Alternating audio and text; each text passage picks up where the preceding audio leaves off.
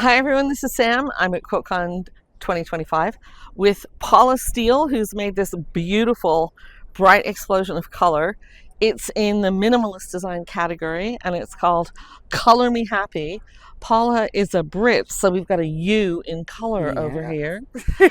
So tell me about making this quilt. So it was a while ago. Well, it's a few years ago now. I bought some trainers or sneakers, as you'd call them, and it had it was orange, yellow, and pink, and I was like, that's just like the best color combination So ever. the 80s called. Very 80s Okay. called, yeah. Maybe early 90s, but yeah, in that era. And I was like, I need to make a quilt in that colour combination because some combinations sing to you. Yeah. So it was like, yes, I've got that. That's what I want. And then I hadn't done anything for a while because you forget about it. Oh yeah, and it had the light pink too. And then I think I was trying inset circles and kind of liking it, playing, and then you kind of have that idea and you go, oh, what if I just chopped up the circle in Illustrator, printed out my templates and see if it goes back together again. And then I must have gone, oh, I could use the colour combination from the trainers. So yeah, so it starts it's a big drunkard's path that then in Illustrator is obviously chopped into pieces, and then just see whether or not it was a piecing challenge for me because I don't really like pins. I like quick.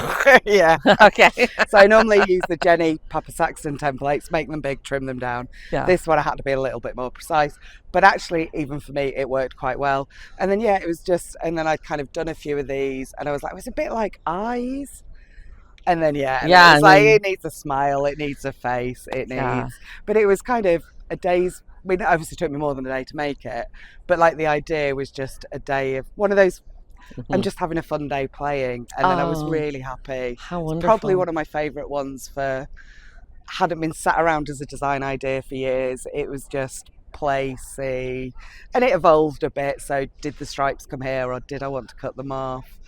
And then good old crosshatch for the quilting. Good crosshatch. Did you do the quilting or send it out? No, I did the quilting, so just on my machine. So I don't have a long arm. You did that on a domestic. Yeah, I mean I've got a big domestic, so it's slightly easier. Well, it's not that big though. No, none of them. But this is so the other quilt I've matchstick quilted, and it's 72 inches, and I'm never doing that again.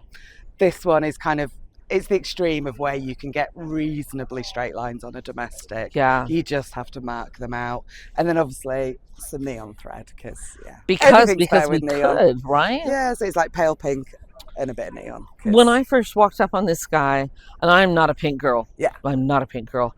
But this light pink was such a delight in the composition to me. And the fact that it is so pale. Yes. It's just like this little blush. Yeah.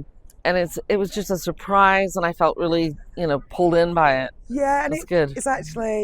It was like the design in Illustrator it was on a dark pink. It was still a pale pink, but it was slightly darker than this one. But because this was one of those days where it's like, oh, I've done that. What have I got? And I actually thought it was a bit too pale, and then I was like, well, go with it because it's what you've got. We can always remake another one. And actually I think it's kind of a shadowy hint of background. So I was really so that you pulled this one out of the stash. This was nice. What have I got in the stash, and just make it with what you've got. That's because great. Sometimes you make one and then you make the real one. But actually this one ended up being the real one. One. It is really lovely. Thank you. Do you use Illustrator a lot in your design process? Yeah, I really like Illustrator. So I started with EQ8, which is good for block structures, but once you get outside of a block structure, you can do, but it's technical. And then husband was a graphic designer, so I kind of sat down with him and said, come on, I can use Photoshop.